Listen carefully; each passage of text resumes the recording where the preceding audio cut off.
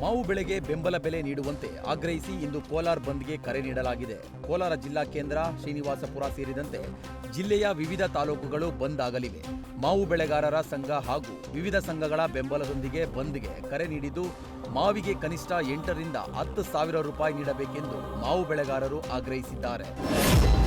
ಮುಂಗಾರು ಮಳೆ ಕೊರತೆಯಿಂದ ಮೊಳಕೆ ಒಡೆಯುವ ಮುನ್ನವೇ ಬೆಳೆ ಒಣಗಿ ಹೋಗ್ತಾ ಇದ್ದು ಹಾವೇರಿಯಲ್ಲಿ ರೈತರು ಕಂಗಾಲಾಗಿದ್ದಾರೆ. ಮಳೆಯ ಕೊರತೆಯಿಂದ ಮೆಕ್ಕೆಜೋಳ, ಸೋಯಾಬೀನ್, ಶೇಂಗಾ ಸೇರಿದಂತೆ 100 ಹೆಕ್ಟೇರ್ ಪ್ರದೇಶದಲ್ಲಿ ಬೆಳೆದಿದ್ದ ದ್ವಿದಳ ಧಾನ್ಯಗಳು ಒಣಗುತ್ತಿವೆ.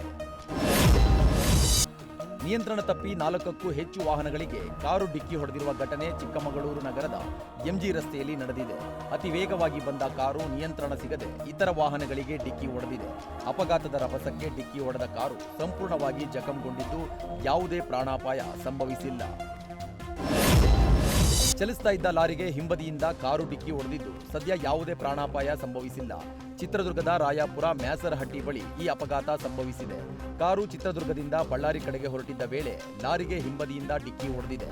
ಕಾರಿನಲ್ಲಿದ್ದ 3 ಸಣ್ಣಪುಟ್ಟ ಗಾಯಗಳಾಗಿದ್ದು ಪಾರಾಗಿದ್ದಾರೆ. ನಿರ್ಮಾಪಕರ ಬಳಿ ನಟ ನೀನಾಸಂ ಸತೀಶ್ ಕ್ಷಮೆ ಕೇಳಿದ್ದಾರೆ. ಅಯೋಗ್ಯ 2 ಪತ್ರಿಕಾಗೋಷ್ಠಿಯಲ್ಲಿ ನೀನಾಸಂ ಸತೀಶ್ ನಿರ್ಮಾಪಕರಿಗೆ ಎಜುಕೇಷನ್ ಬೇಕು ಅಂತ ಹೇಳಿಕೆ ಕೊಟ್ಟಿದ್ದು, ಈ ಮಾತು ಬೇರೆ ಅರ್ಥದಲ್ಲಿ ಸೋಷಿಯಲ್ ಮೀಡಿಯಾದಲ್ಲಿ ವೈರಲ್ ಆಗಿತ್ತು. ಈ ವಿಚಾರವಾಗಿ ಖುದ್ದು ನೀನಾಸಂ ಸತೀಶ್ ವಿಡಿಯೋ ಮಾಡಿ ಕ್ಷಮೆ ಕೇಳಿದ್ದಾರೆ. ವಿವಿಧ ಸಮಾಜದ ಪರ ಕೆಲಸ ಮಾಡುವ ಸಂಘಟನೆಗಳು, ದಲಿತ ಸಂಘಟನೆಗಳು, ಬಹುಜನ ಸಂಘಟನೆಗಳು ಸೇರಿದಂತೆ ಎಲ್ಲ ಸಂಘಟನೆಗಳನ್ನ ಒಟ್ಟುಗೂಡಿಸಿ ಹೊಸ ಪಕ್ಷ ಕಟ್ಟೋದಾಗಿ ನಟ ಚೇತನ್ ಅಹಿಂಸಾ ಘೋಷಣೆ ಮಾಡಿದ್ದಾರೆ. ಖಾಸಗಿ ಕಂಪನಿಗಳ ಹಾಲಿನಲ್ಲಿ ಕಲಬೆರಕೆ ಮಾಡಲಾಗ್ತಿದೆ ಅನ್ನುವ ಆರೋಪ ಕೇಳಿ ಬರ್ತಿತ್ತು. ಹೀಗಾಗಿ ಹೊರ ರಾಜ್ಯಗಳಿಂದ ಬರುವ ಹಾಲಿನ ಗುಣಮಟ್ಟವನ್ನ ಗಡಿಭಾಗದಲ್ಲೇ ಪರೀಕ್ಷಿಸಲಾಗ್ತಾ ಇದೆ. ಕಲಬೆರಕೆ ಮಾಡಿದರೆ ಕಠಿಣ ಕ್ರಮ ಕೈಗೊಳ್ಳೋದಾಗಿ ಆರೋಗ್ಯ ಸಚಿವ ಯುಟಿ ಖಾದರ್ ಎಚ್ಚರಿಸಿದ್ದಾರೆ.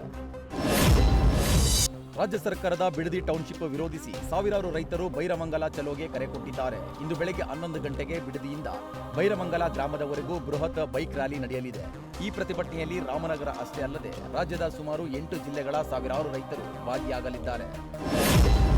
ಟೌನ್ಶಿಪ್ ಮಾಡಬೇಕು ಅಂದ್ರೆ ಕೋಲಾರಕ್ಕೆ ಬಂದು ಮಾಡಿ ಅಂತ ಸರ್ಕಾರದ ವಿರುದ್ಧ ಸಂಸದ ಮಲ್ಲೇಶ್ ಬಾಬು ಕಿಡಿಕಾರಿದ್ದಾರೆ. ಕೋಲಾರದಲ್ಲಿ ನೀರಿಲ್ಲ, ಹೀಗಾಗಿ ನಾವು 5,000 ಎಕರೆ ಜಾಗ ಕೊಡ್ತೀವಿ, ಇಲ್ಲಿ ಟೌನ್ಶಿಪ್ ಮಾಡಿ, ಆದ್ರೆ ಫಲವತ್ತಾದ ಕೃಷಿ ಭೂಮಿ ಪಡೆದು ರೈತರಿಗೆ ಅನ್ಯಾಯ ಮಾಡಬೇಡಿ, ಸರ್ಕಾರ ರೈತರನ್ನ ಹಾಳು ಮಾಡುವ ಕೆಲಸ ಮಾಡಬೇಡಿ ಅಂತ ರಾಜ್ಯ ಸರ್ಕಾರದ ವಿರುದ್ಧ ವಾಗ್ದಾಳಿ ನಡೆಸಿದ್ದಾರೆ.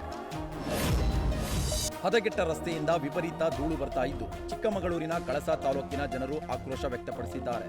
ಪ್ರಸಿದ್ಧ ಧಾರ್ಮಿಕ ಕ್ಷೇತ್ರವಾದ ಕಳಸ ಕಲಶೇಶ್ವರ ಸ್ವಾಮಿ ದೇವಸ್ಥಾನದಿಂದ ಕೈಮರದವರೆಗಿನ ರಸ್ತೆಯುದ್ದಕ್ಕೂ ವಿಪರೀತ ಧೂಳು ತುಂಬಿಕೊಂಡಿದೆ. ದಿನನಿತ್ಯ ಶಾಲಾ ಕಾಲೇಜು ವಿದ್ಯಾರ್ಥಿಗಳು, ವಯೋವೃದ್ಧರು ಹಾಗೂ ಕ್ಷೇತ್ರಕ್ಕೆ ಆಗಮಿಸುವ ಸಾವಿರಾರು ಭಕ್ತಾದಿಗಳು ಓಡಾಡಲು ಕಷ್ಟವಾಗ್ತಾ ಇದೆ. ಹೀಗಾಗಿ ಗುತ್ತಿಗೆದಾರರ ಬೇಜವಾಬ್ದಾರಿತನದ ವಿರುದ್ಧ ಸ್ಥಳೀಯರು ತೀವ್ರ ಆಕ್ರೋಶ ವ್ಯಕ್ತಪಡಿಸುತ್ತಿದ್ದಾರೆ.